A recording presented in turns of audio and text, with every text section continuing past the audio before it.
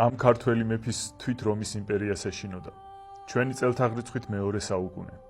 პატარა მთიან სამეფოს, იბერიას ხელთ მთელი აღმოსავლეთის გასაღები უყრია.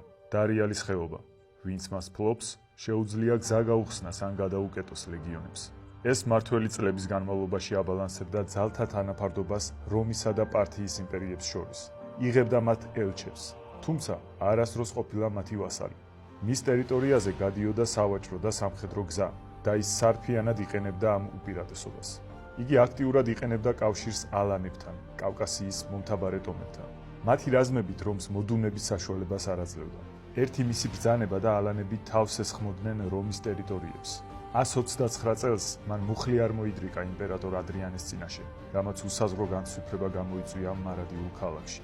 ადრიანემ მას წვენი გაუგზავნა, სპილოები, ლეგიონები და ოქრო. ხელნაწერებში ვკითხულობთ, რომ მეფემ იმპერატორი გამოიწვია, ვალში არ დარჩა და საპასუხოდ გაუგზავნა მას მოოქროვილი მოსასხამები, რითაც აჩვენა, რომ მასზე არაფრით იყო ნაკლები.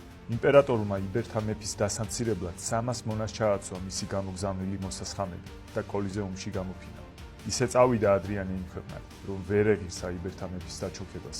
რომის ახალმა იმპერატორმა, ანტონიუს პიუსმა კი ის დამოუკიდებელ ხელმწიფედ ცნო, რომში მიიწვია და ნებადართო ცხენზე ამხედრებულს მოეარა ქალაქის ქუჩები. ეს პატივი მხოლოდ ტრიუმფატორების, ანუ გამარჯვებულების ხვედრი იყო. ეს ადამიანი კავკასიის ლეგენდად იქცა. მისი სახელია ფარსმანი. ფარსმან მეორე ქველი, ანუ მამაცი. მოიწონეთ და გააზიარეთ ეს ვიდეო, რათა რაც შეიძლება მეტმა ადამიანმა გაიგოს ამბები საქართველოზე. კომენტარებში კი დაწერეთ თქვენი ფავორიტი მეფის სახელი.